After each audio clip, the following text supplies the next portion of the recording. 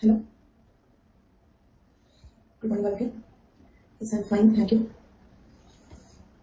Yes, I'm well. Uh, I hope you have attended yesterday's class. Yesterday's class is very important to follow today's class. Okay, remaining I will discuss after the class. I'm fine. Okay.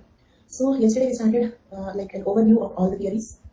Okay. Then after that we have seen Tinker Montesquieu. Okay, he has given a scheme of evolution, that is savagery, barbarism, civilization. These are the three stages. And Tyler Marvin followed that particular order. Okay, they agreed with that order. Okay, I'm fine now. So, and we were discussing about Tyler. Okay, we completed his contributions. We have seen how he defined the word religion, soul. Okay, he believed that a soul do exist, and according to him, the first form of religion. Tell me, what is the first form of religion according to Tyler? Animism. And the last form of religion, advanced form of religion, monotheism. Okay, so first people believed that there exists a soul, then they believed that multiple souls will exist, that became polytheism. Then hierarchy started among the gods, so that is how a concept of supreme god came. From that, the only god concept came, monotheism. Right? Then he even described about the soul like a thin vapor. Okay, and it is two types: body soul, free soul. Which soul keeps wandering around even after the death? Free soul. Okay. Then after that, we were discussing his methodology. Okay, very important, very important. It will be useful for our future topics also. Let us see what is his methodology.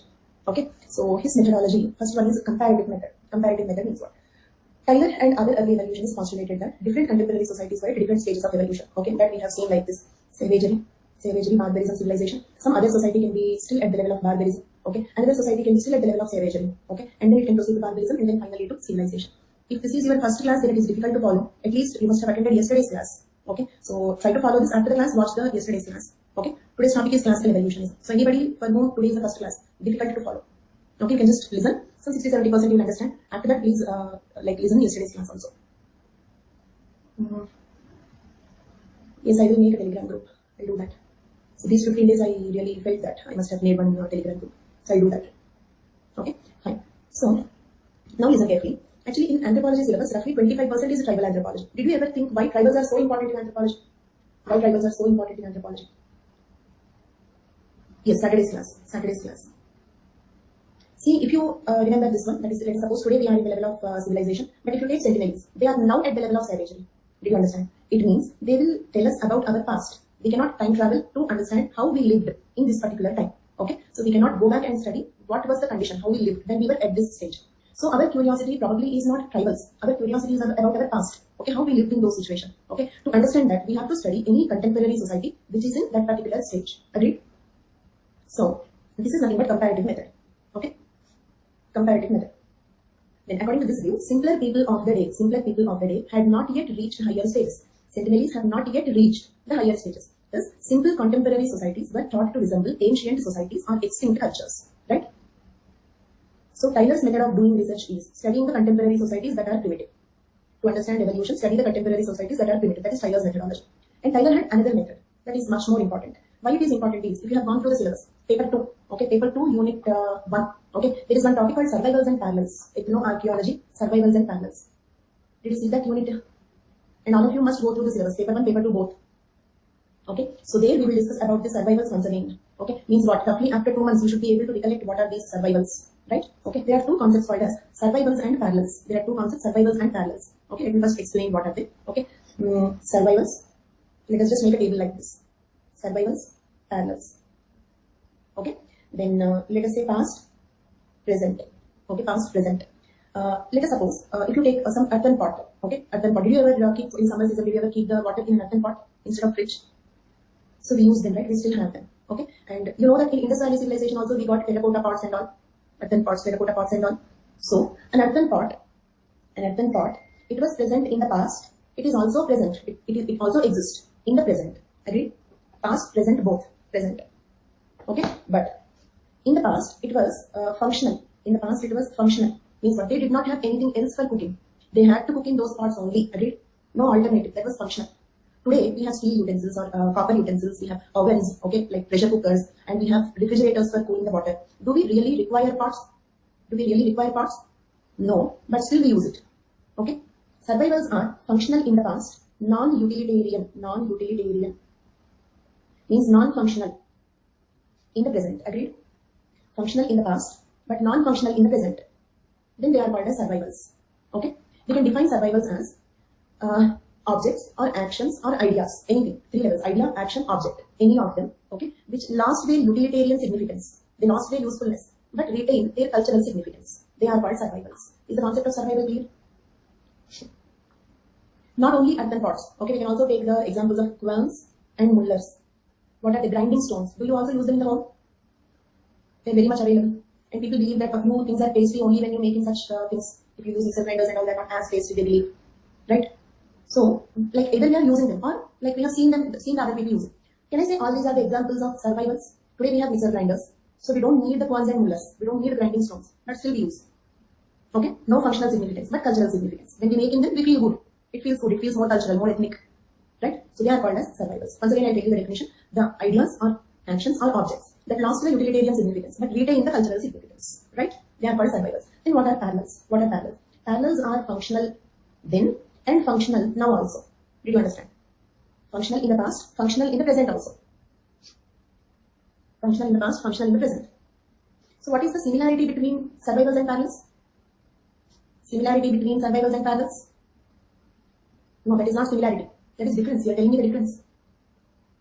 Existence. Existence? No. That is difference. You are telling me difference, but I am asking for the similarity. What is the similarity between survivals and parallels? Existence in past and present. Once again, like you are telling me functional. That is correct, functional only. But there is similarity between, sorry, there is difference between survivals and parallels. Do you agree? Survivals are functional in the present, non-functional in the, okay, non-functional in the past. Okay, I'm sorry. Survivals are functional in the past and non-functional now. But parallels are functional in the past and functional now also. That is difference. So similarity is, both of them exist in the past and present. Existence is similarity. Okay, difference is, what is the difference between survival and parallel? Functionality. Okay, are the survivals functional now? All of you, are the survivals functional now? No, very good. Are the parallels functional now? Yes, very good. Okay, but one important point is, it is difficult to know whether a particular object is a survival or a parallel. Okay, this is important. Listen and understand. It is difficult to know whether a particular object is a survival or a parallel. There is a very small hairline difference between the two. Okay, but what is the reason? So, for example, take earthen pot only. You may say that water preserved in earthen pot is much more tastier, much more healthier when compared to the water preserved in the refrigerator. Agreed? Okay. Or instead of lassi in a plastic glass, matka lassi will feel good, more satisfaction, more tasty. Agreed? Right?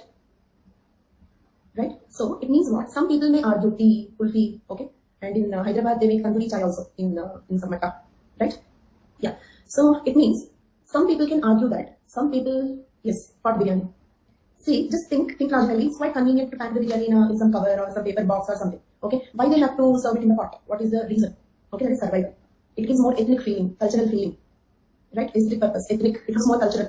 For example, a foreigner comes to India. This is a same biryani in the pot. It feels good, feels different for him. So, point is, like let us suppose Malinowski. Okay, we are now discussing about Tyler and Malinowski both. What is Malinowski's theory? Functionalism, right? Yes, I'm also happy to take the classes. In this situation, like coming back and taking the classes is kind of really a blessing. I'm feeling like a rebirth. So thank you so much. There. So now coming back to this, let us compare between Tyler and Malinowski. Okay, Tyler and Malinowski. Malinowski's theory is functionalism, right? Functionalism says that any social institution or a cultural element or whatever it is, everything will have a function. Isn't it? Some use will be there. Okay, it will fulfill some need. Then only it will exist. Malinowski gives a clear statement that functionless culture traits do not exist. Did you understand? According to Malinowski, functionless culture traits do not exist. And that statement is very obvious for him being the functionalist. Functionalist says that everything has a function. If there is no function, why does it exist? So like that, the grinding stones or pots, they are serving some purpose. Maybe tastier, maybe healthier, maybe economic, maybe electricity saving, maybe eco-friendly, okay, maybe cultural, ethnic satisfaction. So they are functional. One argument. Okay, that is one argument. Some people argue that they are not functional. According to Tyler, they are not functional. According to Malinowski, they are functional. Okay, so now, according to Malinowski, if survivals do not exist, complete my sentence. According to Malinowski, if survivals do not exist, Malinowski considers survivals also as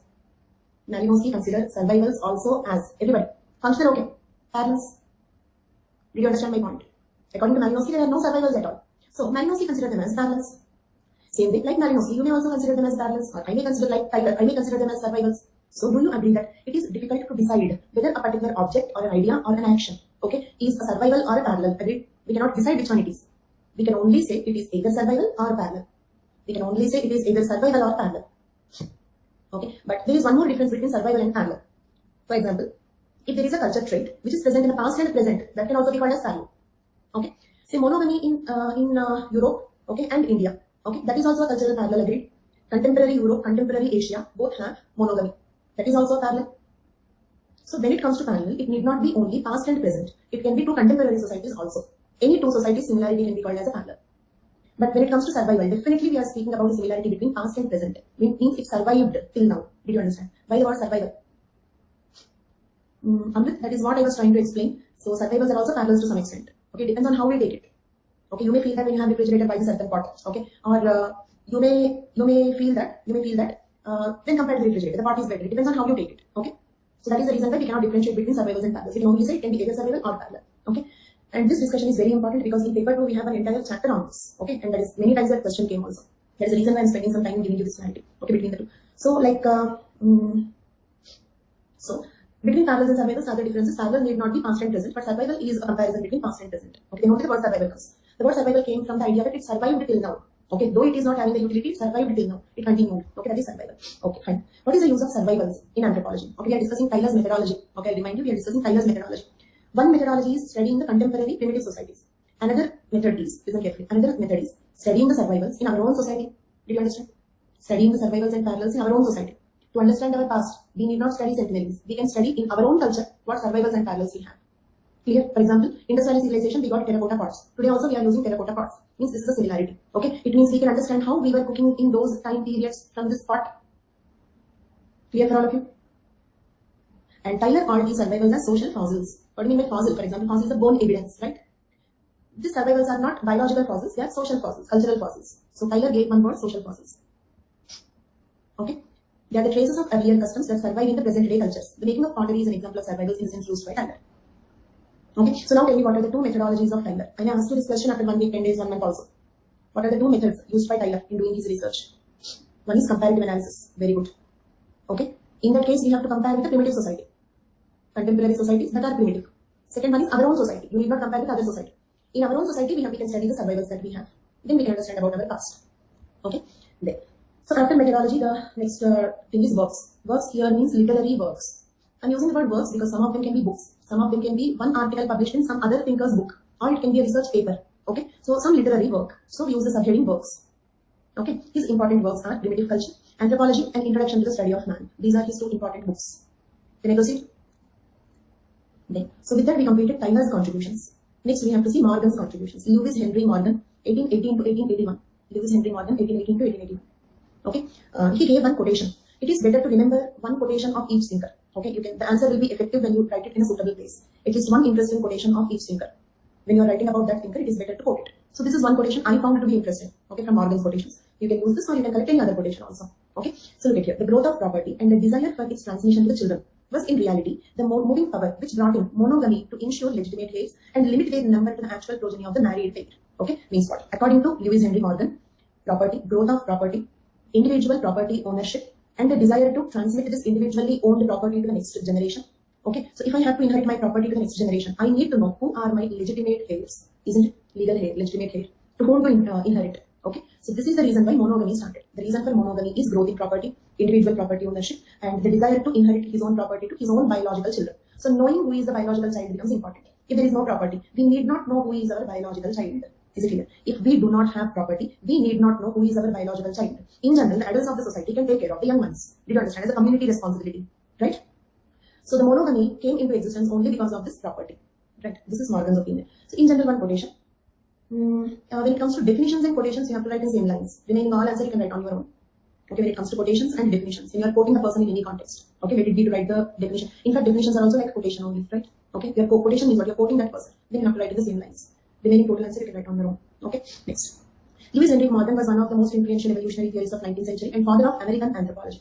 As I told you, anthropology do not have one single father, like father of genetics, Mendel, but we cannot say father of anthropology means so and so. Okay, we have multiple, like father of Indian anthropology, father of American anthropology, father of modern anthropology, like that we have multiple names to remember. Okay, so Lewis Henry Morgan is considered the father of American anthropology. Okay, the first modern ethnographic study of Native American group.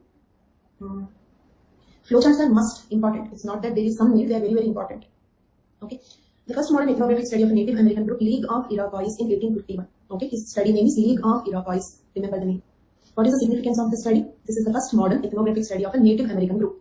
First ethnographic study. Ethnography means what? Studying their culture. In this, he considered ceremonial, religious, and political aspects, and also initiated his study of kinship.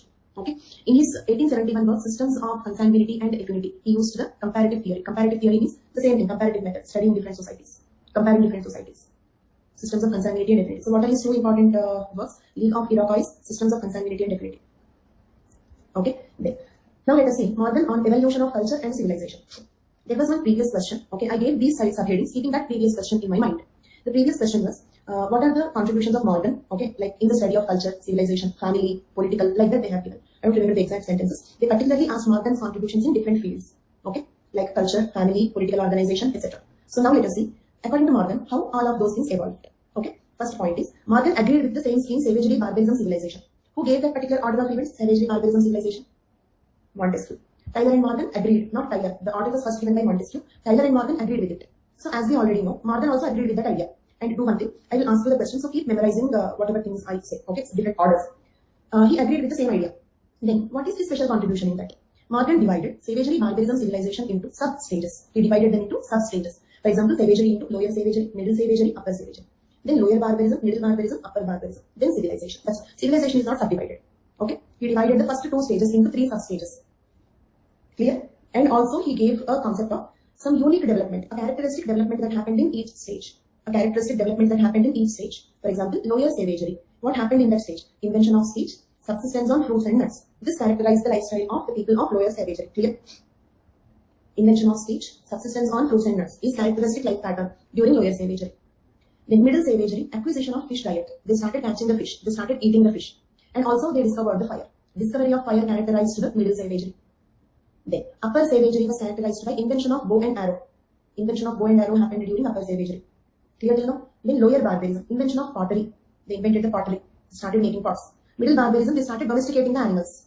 Pastoralism. Basically barbarism is called pastoralism, herding the animals. So that started in middle barbarism. Then upper barbarism, manufacture of iron.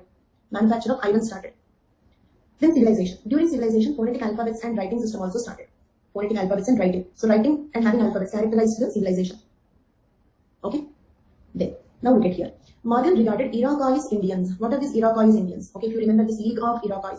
Okay, so these Iroquois are some Native American tribal group. Native American group. Okay, Iroquois Indians. They're all different names of Red Indians, Crow Indians, Omaha Indians, Iroquois Indians, Native American groups, Red Indians. Right? Then, Morgan regarded Iroquois Indians as noble savages. Noble savages. Okay, why he called them as noble savages? According to him. Okay, look at this point. According to Morgan, the cultural features distinguishing these stages arose in the form of few primary germs of thought. Germs of thought. Okay, did you observe this usage in normal English? Germs of thought. Germs of thought means what? Just getting an idea, a new idea. Germ means germination. Germination. Germs of thought. Okay, so getting some new idea. According to Morgan, let it be monogamy or political or marriage or family or religion, whatever it is, everything started as an idea in the mind of the people of savagery. Agreed? The first stage is savagery. Everything we have today. Today we have family, marriage, kinship, religion, political organizations. All these social institutions, how they started? They all started as ideas in the mind of the people. The people of lower savagery or savagery in general. Then they felt that a durable bond between man and woman will be useful. That became marriage today. An idea in the mind of the people of savagery that there is some supernatural being there. Okay, that idea became religion today. So he called them as noble savages. Noble savages. Okay. Lewis Henry Morgan regarded Iroquois Indians, and all these words given in the red color are keywords, important. Noble savages, and he called survivals. Okay, we discussed that Tyler believed in survivals and Malinowski did not believe in survivals. What about Morgan? Do Morgan believe in survivals? Yes, being an evolutionist.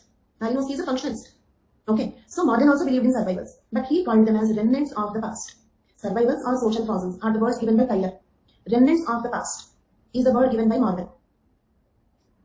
Clear for all of you?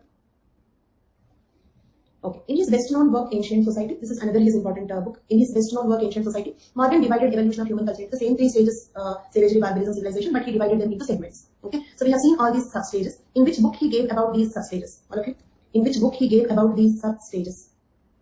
In the book known as Ancient Society. That is important.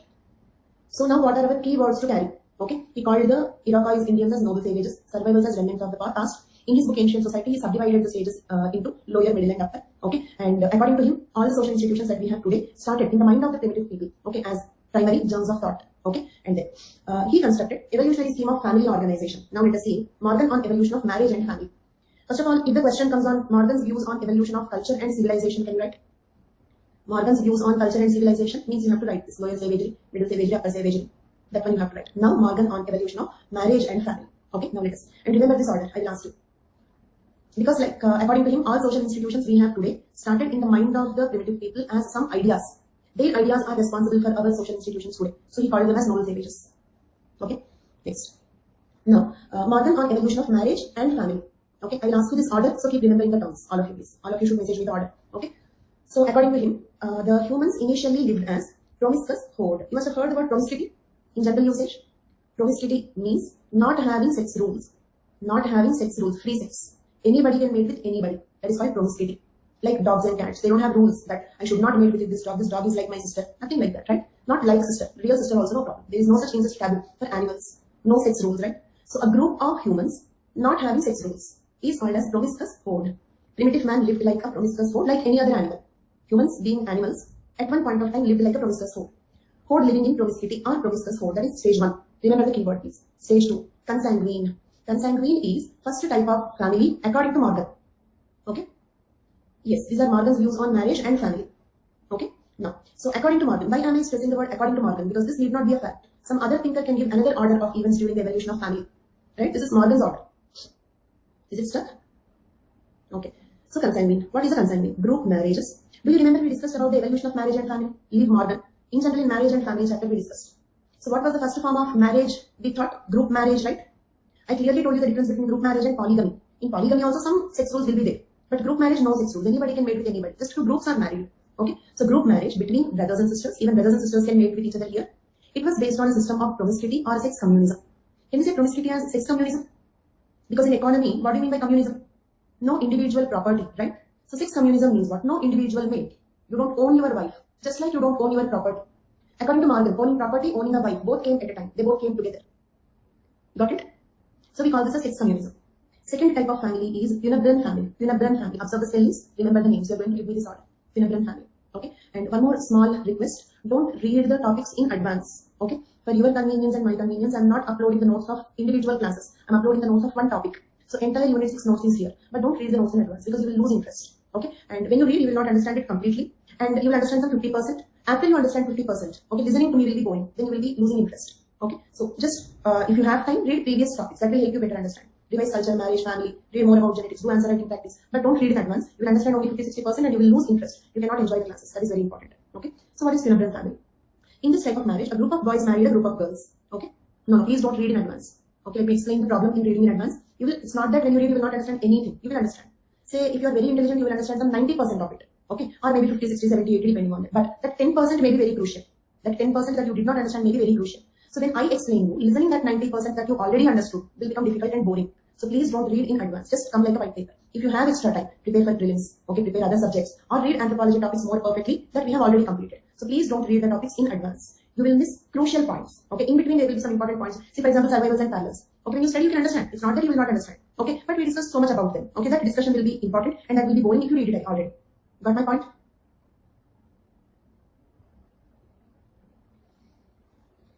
Okay, and also time waste. Because let us suppose you spend some 2 hours on that to understand. Then again I will explain. It's a time waste. Okay, anyhow you cannot totally leave the classes. So better read along with the class. And after the class you can revise. Then. So second type is Punabran. In Punabran also, just like consanguine, one group of boys married to a group of girls. Group marriage. But here, okay, brothers and sisters were not mating. Brothers and sisters were not mating. Group marriage, just brother-sister matings is avoided. This existed for a long time according to Morgan. Marriage name is specific. No, there is nothing like that. Punabran family is a family formed by group marriage. Marriage name is group marriage only. Group marriage but not between brothers and sisters. But whereas in consanguine, even brother-sister matings were permitted. Third type, third level is Syndiasian family. Syndiasian family. Here one female married to one male. One female married to one male. But men and women could have sex relationships with anyone they want. Means for practical purposes, for economic responsibility, for taking care of the children and all, one man, one woman will marry. But sex with other people is permitted, like open marriage. Yes. No, not now, yes. Okay, one female married to one male, but men and women, both of them. Why this is not like the Nayar community? Because Nayar men are not having free sex with other people. So here men and women both have sex relation with anyone they want. This is Syndiasian family. Okay. Then after this I will ask you, I will tell you the concept, you have to name the family. Next one, patriarchal family. In patriarchal family also again one man, one female. One male, one female. Okay. But actually here, sex rules are very rigid for the wife, but sex rules are not very rigid for the man. Okay. Man can have sex relation with others outside or can even have more wives. But the wife should have only sex relation with the husband. That kind of family is called patriarchal family. Here male can have more than one wife. but female can have only one husband. Okay. Last one, and the one that we have presently is modern family, that is monogamous family. One male can marry only one female. Sex with the outsiders is strictly prohibited, both for the man and also for the woman, even legally prohibited. Okay. Clear for all of you? Fine. So now, patriarchal is like polygyny. It can be either polygyny, it means the man is having many wives, if not many wives, monogamy also, but sex rules are flexible for the man. That kind of system is called patriarchal family. Either polygamy or monogamy, with man having some flexibility on marriage rules or sex rules. Now I'll take you the concept, name the family. They will not ask you on evolution of marriage because Morgan did not give anything specific like on evolution of marriage. Clear? So this is what Morgan gave. So for this, whatever the question comes, this is what we have to write. So even they also know this point. So they will not ask you contributions of Morgan on marriage. If they ask, this is what we have to write. Okay. Then next one. So now I'll ask you the questions. Free sex rules for both males and females, but on the whole, one wife, one husband. Others? Same diaspora. Okay, very good. A type of a group where even brothers and sisters were mating. A family-like organization, but brothers and sisters are also mating. Consanguine. A family-like organization where any girl can mate with any boy, but not brothers and sisters. Not brothers and sisters. A family where man can have either more wives or more sex partners, but marriage rules are very strict for the wife. Patriarchal. That includes polygamy, monogamy also. For example, Nambudiri Brahmin, if you take, Nambudiri Brahmin wife will have strictly only one husband, Nambudiri Brahmin. But Nambudiri Brahmin man can have any sex relations with Nair girls. That is not marriage, but sex relations. So patriarchal family can be either sex relation or wives, more partners for man, but only one partner for the woman. The most advanced and the present day family is the most common type of family in the contemporary society is monogamous. So this is Morgan's views on evolution of marriage and family. Okay. Next one. Morgan believed that family units progressively became smaller and self-sufficient, self-contained as the human societies evolved. Agreed? Family size went on decreasing. Group families, group marriages, then joint families. Okay, then nuclear families, now even subnuclear families. Okay. So is this order matching with, at least partially, if not completely, is this order matching with what we have seen in the evolution of marriage and family in Unit 2? Okay. Now let us see Morgan's views on kinship. Morgan's views on kinship. Okay. So he collected data from 139 groups from North America. Okay, 139 groups from North America. Okay. Then Asia, Oceania, and Europe. From all these places, he collected total data from 139 societies, 139 groups. Based on this data, he divided the kinship systems into two types. Descriptive, classificatory. Do you remember this?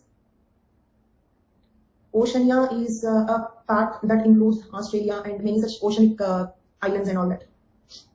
Okay. Then, so he collected data from 139 groups from North America, Asia, Oceania, and Europe. Based on this data, he divided the kinship systems into descriptive and classificatory. Do you remember classificatory system? Morgan's Dakota type generational system. Do you remember that example? Okay.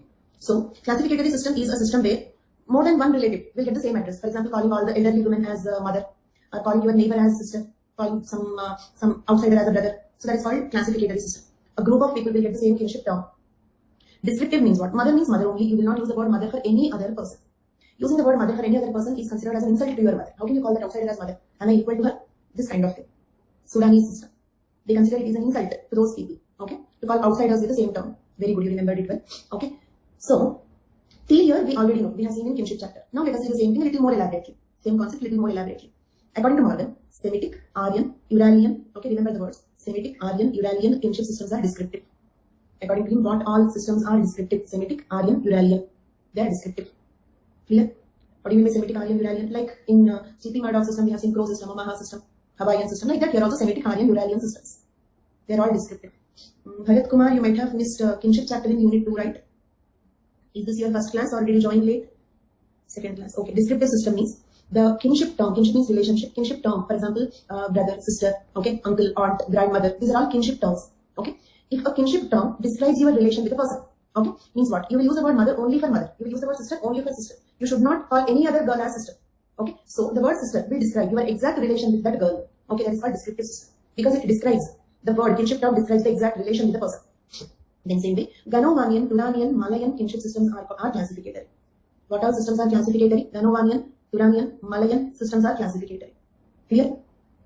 All of you clear till now? Any doubt? Okay. Then, the Semitic system was found in Arabs, Hebrews, Armenians. I said Semitic system is descriptive, okay, but Semitic system is followed in what all societies? That I have given the elaboration. Okay, did you all understand? First, I told you descriptive and classificatory. Then I said what all systems are descriptive. Semitic, Aryan, Uralian systems are descriptive. Then, Semitic system was followed in which all societies? Semitic system was found in Arabs, Hebrews, and Armenians. Same the second one. Aryan system was found in what all places, what all societies? Aryan system was found among the speakers of Persian, Sanskrit, and all European languages. Indo-Aryans also. And I hope you must have heard Indo-Aryans migrated from Europe. Indo-Aryans migrated from Europe. Okay, so Persian speaking, Sanskrit speaking, and all European languages speaking people, they are all Aryans. Their kinship system is descriptive. Same the Uralian. The Uralian system was found among Turk, Magyar, Finn, and Estonian populations. Okay, and you need not know and remember. You need not either know or you need not either remember where all these societies are, because our topic is not geography. Okay, Uralian system was found in Turk, Magyar, Finn, and Estonian population. Next here I said Ganovanian, Turanian, and Malayan systems are classificatory, right? Then where is this Ganovanian system? Where all this particular system is followed? Ganovanian is the term used for Native Americans. This is followed in Native Americans. Okay. Turanian includes Chinese, Japanese, Hindu, and other groups of Indian subcontinent. Turanian includes Chinese, Japanese, Hindu, and other groups of Indian subcontinent. Next, Malayan include Hawaiian, Maoris, and all other oceanic groups. Oceanic groups. Okay, because if you remember, Hawaiian system is a classificatory, isn't it? Hawaiian system, generational system. Okay, so Malayan include Hawaiian, Maoris, and all other oceanic groups. Right? According to him, classificatory systems are followed by uncivilized societies, and descriptive systems are followed by advanced civilized societies. Do you remember we discussed one previous question in the kinship chapter? Okay, and for all those who joined late, one small suggestion. First thing is, this is not the last course. I will be starting a new course on anthropology in the month of June. You can either, if you don't want to trouble yourself much, you can either attend the class in the month of June in the new batch, or you have time now, you can give time, you can listen. Then first complete Unit 2 classes. Unit 2 classes are kind of compulsory to understand theories. Okay, so if you want to continue in this batch, those who joined late, if you want to continue in this batch, quickly complete Unit 2 classes. Okay, and Unit 2 classes are on what dates? You can go through the schedule. Then, so, fine. In the kinship chapter Unit 2, do you remember we discussed one previous question, that is determinants of kinship terminology. Remember that? Determinants of kinship terminology means what determines the kinship terminology. Why they follow classificatory, why they follow descriptive. For example, generational system. They're calling every girl of your age group, same generation, all girls. Not only your age group, your generation. It's not like your daughter, not like your mother. All of them as sister. So what is the determinant there? Anil Kumar gave the right answer. Others also, please. What is the determinant? In what situations you can call every girl as a sister? Say, for example, do you call every girl as a sister? All the boys here, do you call every girl as a sister? No, right? So whom do you think will call every girl as a sister? Where marriage with sister is not prohibited. Did you understand my point? Where marriage with sister is not prohibited. Today you will not call all girls as sisters, because if you call them as sister, then again you cannot propose her, you cannot ask her to marry. But in the primitive societies, even if you call her as a sister, no problem, you can still propose her.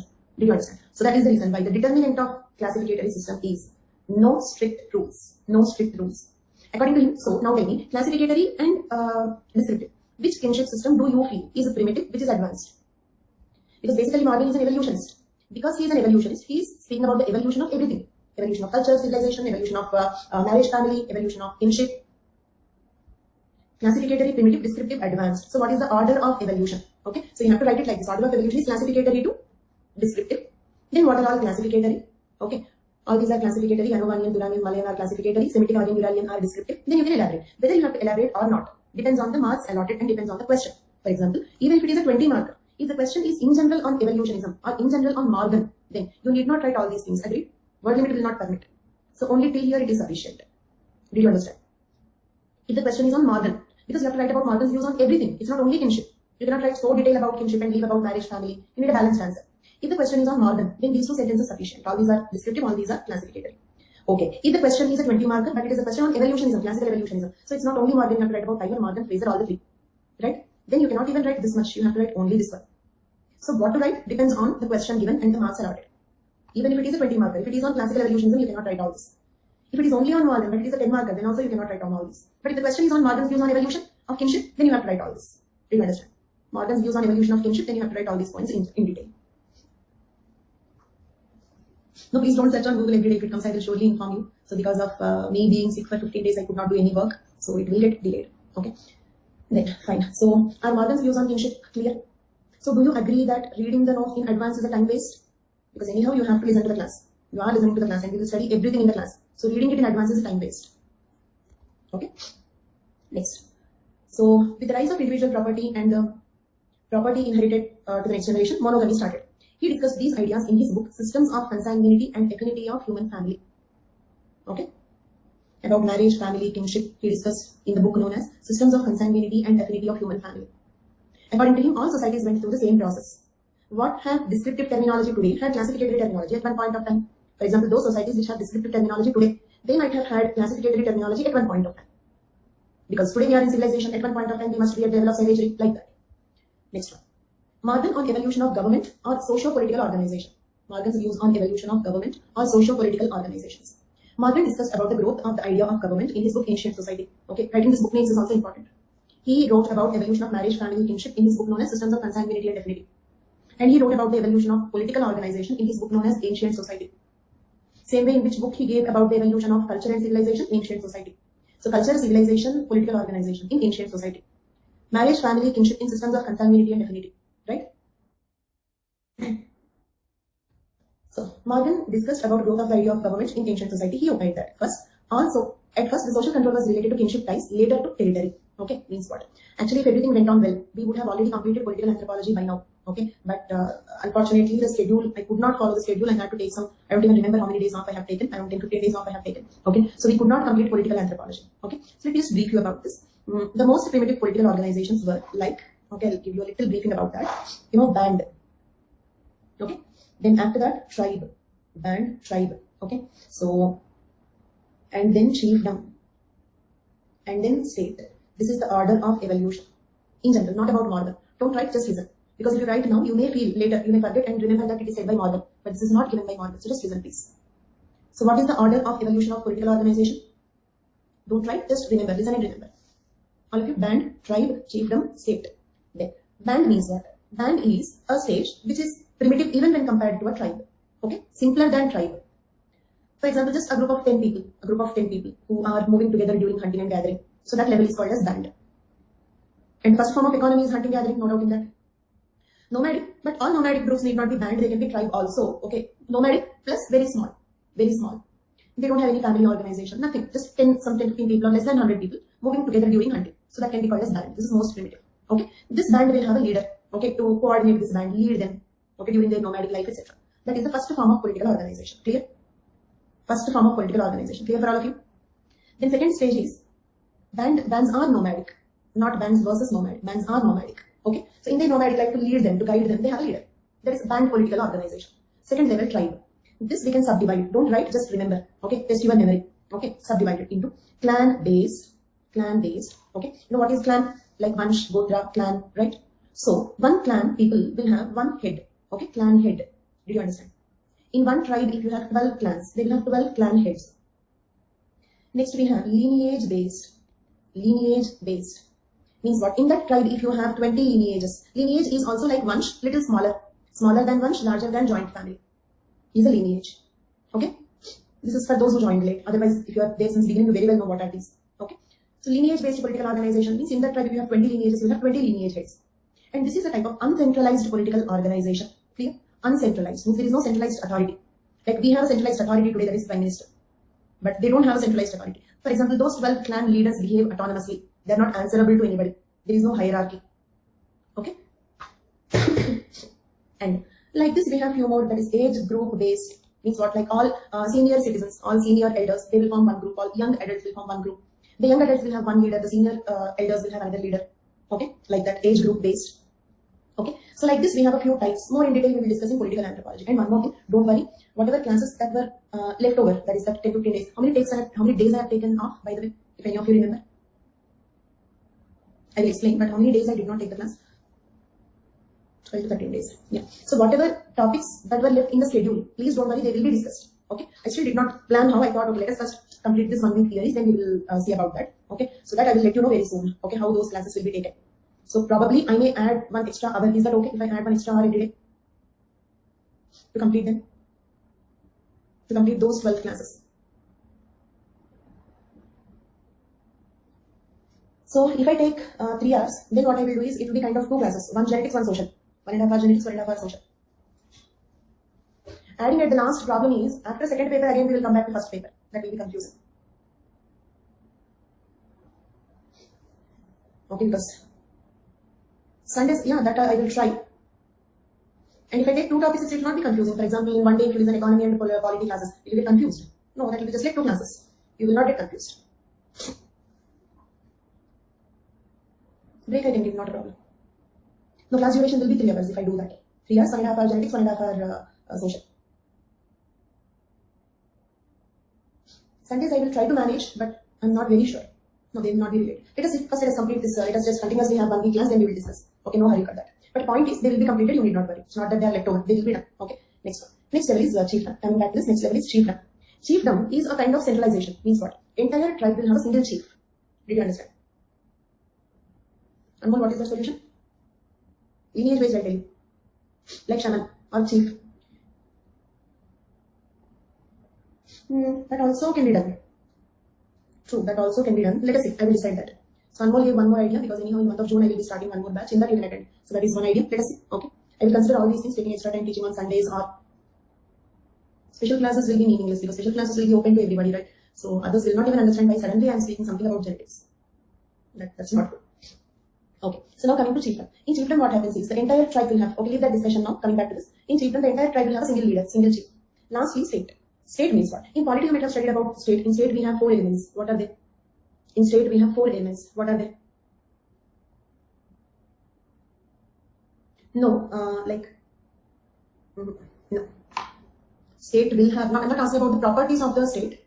State will have a few elements in that. Territory, okay, people, government, sovereignty. Agreed? Okay, what you're saying is also correct, but they are the features of the state. Elements of the state. It means what all together will make the state as such. And I'm not speaking about some Gujarat, Haryana, AP, Telangana, not these states. Political state, okay? So in political language, India entirely is one state. Okay, I'm not speaking about the states in India, not United States of America, not that, those states. Okay, so population, government, is it stuck? Population, government, territory, okay, and sovereignty. These are the 4 elements. So, for example, if you consider India as a state, right, then the population of the country, right, and territory means we have boundaries, right? So many issues on these boundaries, right? In China, Pakistan, so many issues on boundaries, right? Kashmir issue. So we have boundaries, territorial boundaries, and the people living within those boundaries, population. And the government is not the state. Government is enforcing its authority in the state. Government is only one element in the state. Clear for all of you? So you should not confuse between government and state, right? Government, and then it's sovereignty, okay, for that particular state. These are the 4 elements. So now can I say that? Now can I say, and when I teach you political anthropology, I will not explain this again. Okay, remember this. I'll just tell you that we already discussed. And in our course, there are many topics which keep repeating. So first time I'll teach you very leisurely and very clearly. Second time I will ask you instead of teaching you. Okay. So any topic when I explain for the first time, you have to listen this carefully, right? Then. So now tell me how the chiefdom means what? Like entire tribe will have a single chief, tribal chief. Okay. Instead of clan head, lineage head. And somebody was asking me, what do you mean by lineage based political organization? No, chiefdom is not like PMCM because in PMCM case we have territory there. In chiefdom state we don't have a territory. Tribe is the point there. That tribe wherever they go, he is the leader. Did you understand my point? Monarchy is also not chiefdom. Because, okay, monarchy, do you have territory or not? In monarchy, do you have territory or not? If you have territory, then it is a state. You cannot give it any other name to it, remember. So as Himesh is messaging here, authority over people, not land. Territory element is not there, then we cannot use the word state. Chiefdom is not kingdom. Okay, kingdom also comes under state political organization. Did you understand? Kingdom and modern day democracy, both come under state. Agreed? Kingdoms and modern day democracy both comes under state because kings also had territories and they had wars between each other for territorial disputes like we have presently. But chiefdom, no relation to the land at all. Wherever they live, they come under the control of that tribal chief. Both are governments only. But till state, the government is mostly related to the kinship ties. Agreed? The government is mostly based on kinship ties. Means, for example, clan head. If I say clan head, wherever the clan is living, okay, they come under the leadership of their clan head. They can be nomadic. They keep moving. But all the people of this clan comes under the clan head. Okay. Princey, what is this hierarchical organization? There is no hierarchy here. In clan head, there is no hierarchy. Because hierarchy means a top to bottom. But in one tribe, if there are 12 clans, all 12 clans are equal. We call this a segmentary. Do you remember? Not hierarchy. We call it a segmentary. Clans are segments in a tribe. Okay, diagrammatically when you represent, we have to represent like this. Whereas when we speak about hierarchy, we speak like this. Hierarchy example, caste. So, the primitive political organization is based on kinship ties. Advanced political organization is based on authority, is based on territory. Agreed? So Morgan discussed about growth of idea of government in ancient society. He opined that first the social control was related to kinship ties. Later to territory. Means what? Like clan-based political organization evolved to state political organization. Agreed? We can write like this. Stateless political organization evolved to state political organization. Okay? And you can draw like this, like a flowchart. Box them, circle them. Stateless political organization. Like this.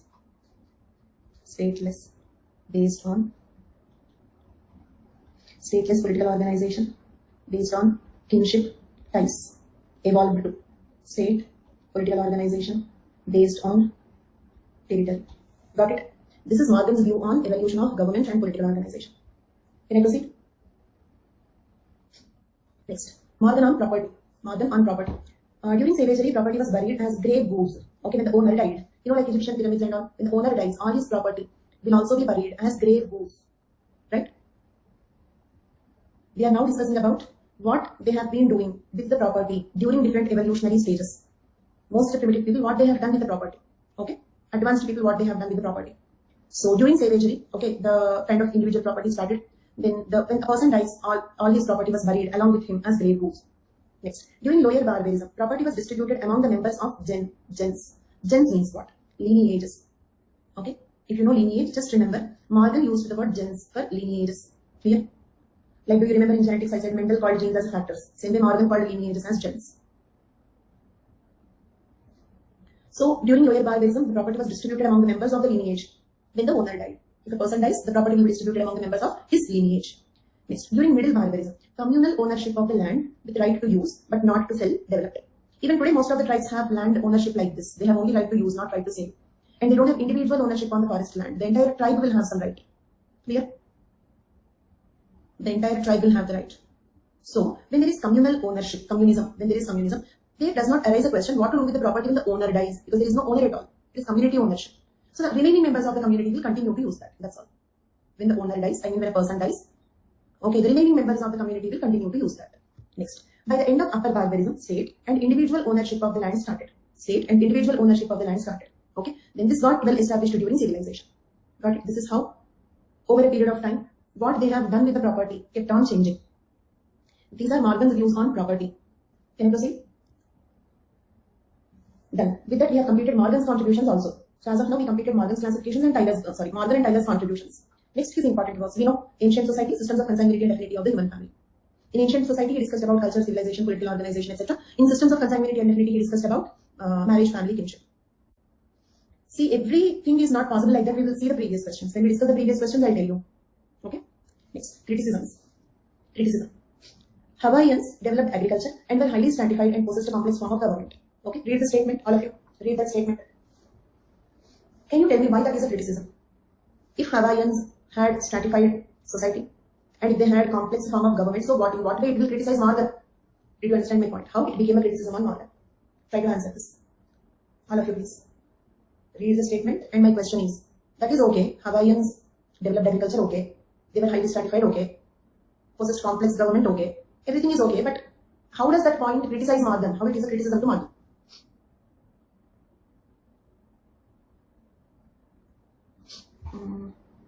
Exactly. Kapil, correct answer. Kapil, correct answer.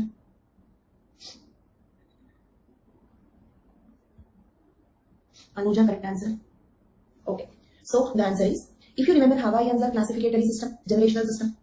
And classificatory system means primitive. Hawaiians are classificatory. Classificatory is primitive. Means, according to Morgan, Hawaiians are primitive people. Right? Based on kinship. Based on kinship, they are primitive. But actually, agriculture is advanced. Means you should not see in the present context. It means when compared to a software employee, agriculture may be less advanced. An agricultural rural community, okay, and a software hub in a metropolitan city. If that is a comparison, yes, agriculture is less evolved. But as I told you, in anthropology, we use the word tribal, peasant. Peasant means non-tribal. Okay, so tribal is a person who do not have evolved to the level of agriculture. They do either shift cultivation or pastoralism or hunting gathering. Such groups are defined as tribes. So agriculture means developed after barbarism, civilization. Agreed? Savagery, hunting, gathering, barbarism, civilization. Barbarism, herding. Agriculture, civilization. For example, Indus Valley sites, they were agricultural societies. Highly civilized. Did you understand? Okay. So, according to kinship, they are primitive. But according to economy, they are advanced. So, are they primitive or advanced? He could not give the clarity. Agreed? According to kinship terminology, they are primitive. According to economy, they are advanced. According to political organization, they are advanced. And also, do you remember, primitive societies are segmentary, advanced societies are stratified. Did I tell you this? Primitive societies are segmentary. Advanced societies are stratified. I told you this. For example, in an advanced society, we have higher class, higher middle class, lower middle class, below poverty line, so many classes, right? And so many castes also. But if you take centenaries, they are all alike, no stratification. So having stratification is the feature of an advanced society. Clear for all of you? So based on social organization, political organization, economy, they are advanced. But based on kinship, they are primitive. So are they primitive or advanced? This is one criticism on Morgan. Next, civilizations existed long before the use of iron. Okay, so what? How it is a criticism to Morgan? Civilizations existed long before the use of iron. Like IVC, true, very well said.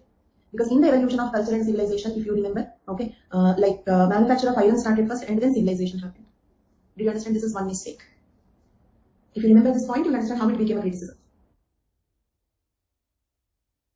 Okay. Next, the Aztecs. That is one group of people, one society, who had no knowledge of iron smelting. You can also write IVC example also. Okay, who did not have the knowledge of iron smelting, had a state political organization. Okay, and developed a system of writing. There are many such examples. Okay, like you gave the IVC example, they are giving another example. Present, and one more criticism is presently modern anthropologists have discarded the usage of the word savagery, barbarism, civilization. Okay, reason is, did you observe that we use these words in a very derogatory sense? It is savage means what? It's very cruel. It's a barbaric incident. It's a very barbarous thing that is done. We use these words, for example, any violent crime. Okay, in the newspapers, they write it as very barbarous, barbaric, negative words. We use them in derogatory. So those words are discarded, but the order is accepted. Modern day anthropologists have discarded the words, but order is accepted. Means first hunting gathering, next herding, next civilization. Yeah, he did not give those words, but he used them vigorously. He accepted them. And we need not criticize Montesquieu, so like we have only Morgan, so we will criticize him only. Right? He agreed, accepted, implemented. So this is a criticism for him. We don't have any relation with Montesquieu because in our syllabus his name is not given. So we target Morgan only. Next, Fraser. Sir James Fraser. Tyler, Morgan, Fraser, these are the three classical evolutionists, right? So now let us discuss about Fraser.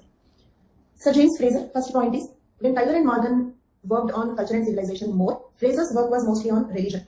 Fraser's contribution was mostly on religion. Where did Morgan speak about independent dimension of culture? See, that is kind of implicitly accepted, right? All classical evolutionists need not speak about everything. For example, independent invention concept was given by Tyler. Agreeing that is also okay, and he need not explicitly speak about independent invention. Okay, speaking about the evolution of all these things. Okay, say for example, I'll tell you how it is implicitly present. I'll show you one sentence.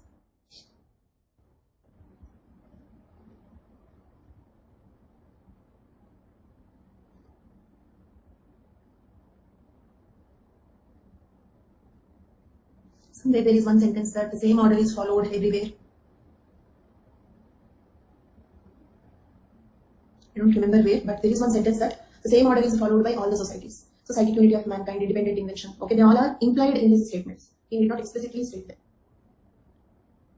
In this slide, where it's sentence. According to him, all societies went through the same process, psychic unity of mankind. Did you understand? That is how some points will be implied. Okay, they need not explicitly state them. Got it? Is Neha's question and this answer clear for all of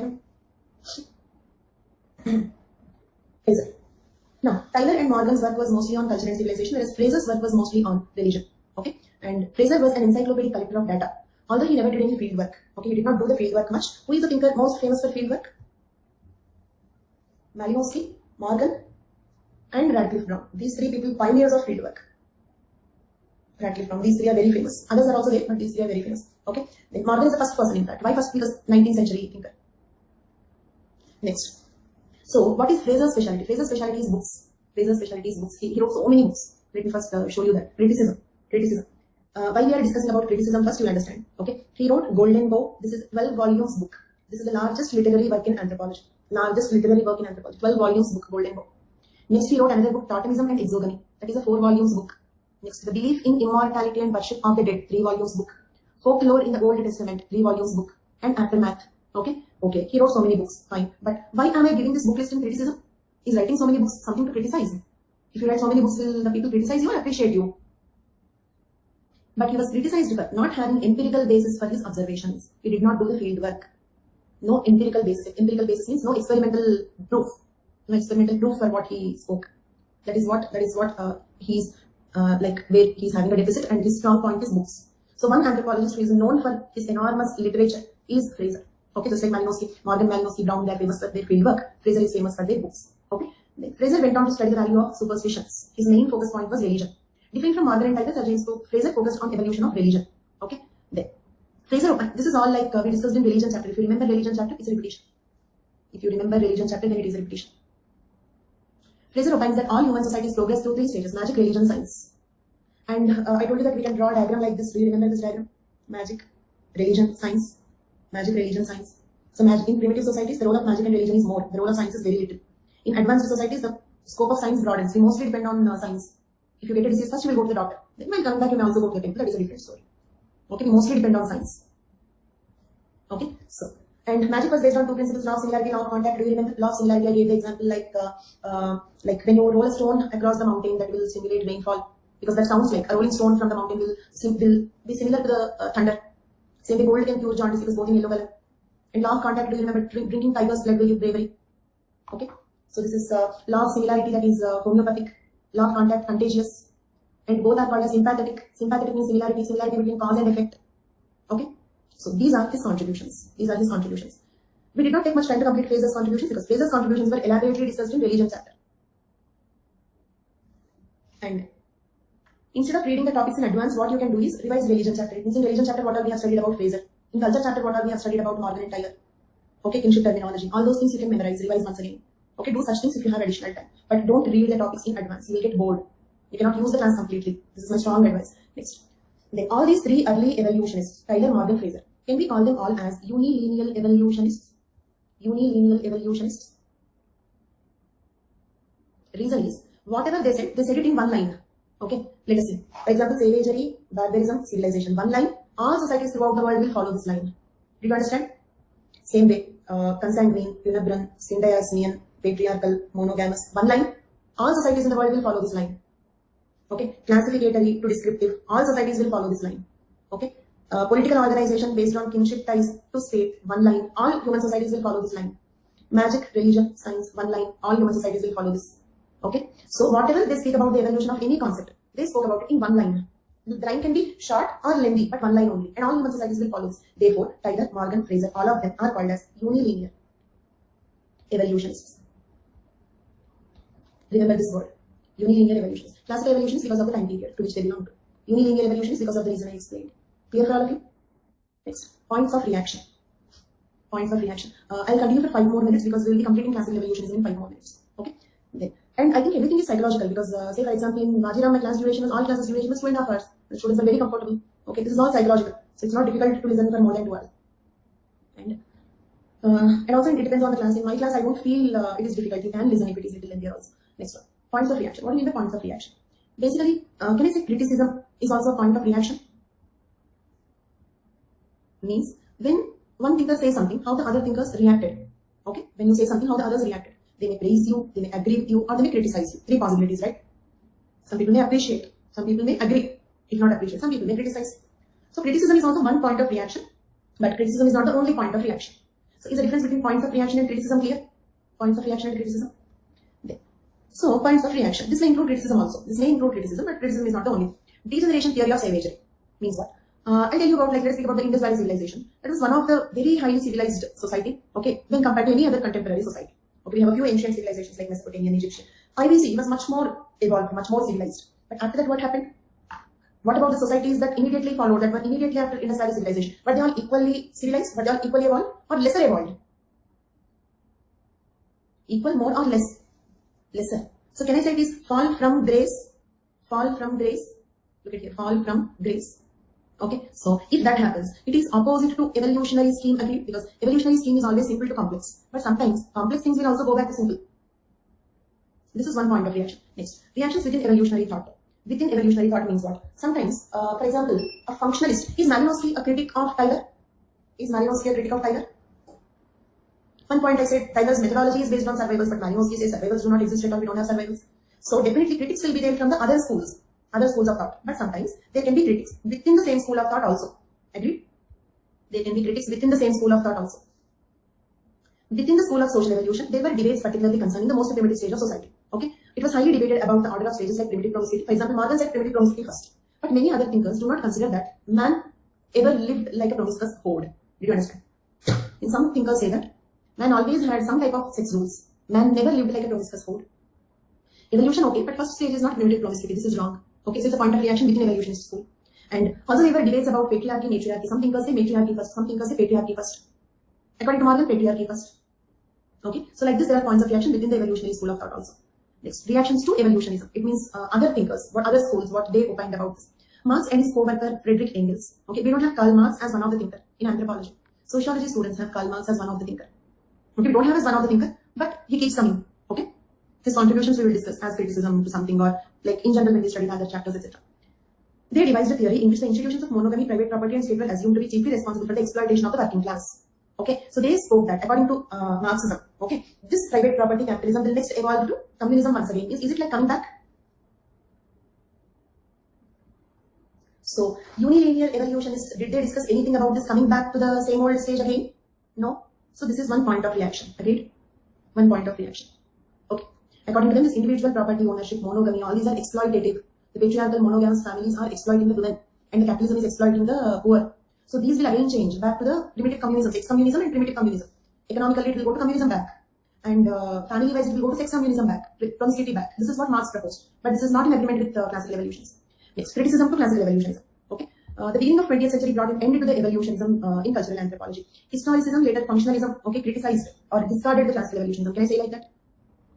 Functionalism disproves or disregards classical evolutionism. I told you how. Okay. Next, historical particularism will also disregard classical evolutionism. So classical evolutionism was a very old theory. It was not accepted later. The later theories disregarded classical evolutionism. Next, criticism by Westermarck. Criticism by Westermarck. Simple societies have monogamy and nuclear families. Do you remember I told you two possibilities when we were discussing about evolution of marriage?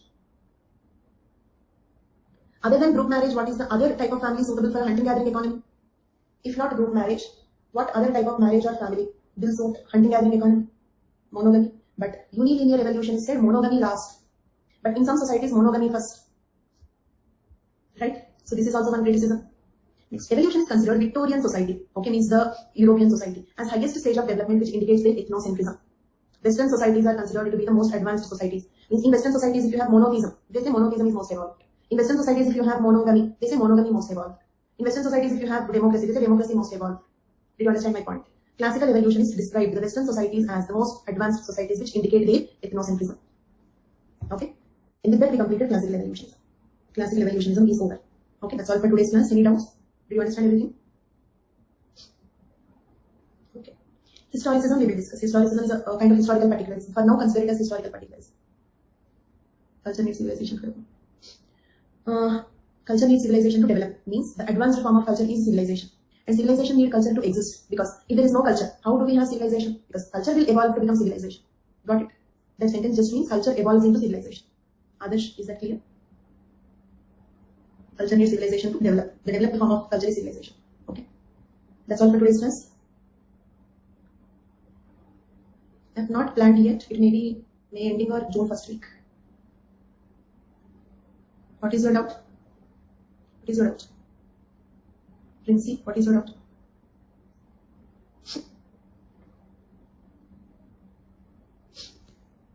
Is that correct? More than that? Did Morgan said like that? Okay, and that is correct to some extent. Okay, see, for example, if you take Sentinels or any other primitive society, they are all egalitarian. Any tribal society, if you take, that is egalitarian. They don't have differences, economic differences, but we have so many economic differences. So definitely, advanced societies are stratified. Then I think you must have asked this question. Americans don't have caste system; we have caste system. So they are more modern, more advanced. So the stratification system went off. Not like that. If not caste and varna, it can be economic stratification at least. Okay, rich and poor differences will be there. But in primitive societies, we do not even have the rich and poor differences. Okay, so no doubt, primitive societies are segmentary, advanced societies are stratified. Previous classes recorded versions are available. So if you want to continue in this batch, you have to attend the recorded versions quickly and cope up with this. Or if you have time, wait, no problem. Okay, don't confuse or trouble yourself. Wait, a new batch will begin in the month of June. Based on property. Okay, so those who don't have doubts, you will leave the live, no problem. Okay, so based on property, initially they were burying the property as grave goals. After that, they started distributing the property among the members of the lineages. Okay, then they started having, after that, they started having community ownership instead of individual ownership. Okay, then by upper barbarism, individual ownership started. Okay, and this individual ownership became very well established, well settled in the civilization. That's all for today's class. We completed classical evolutionism. Thank you so much. Bye bye.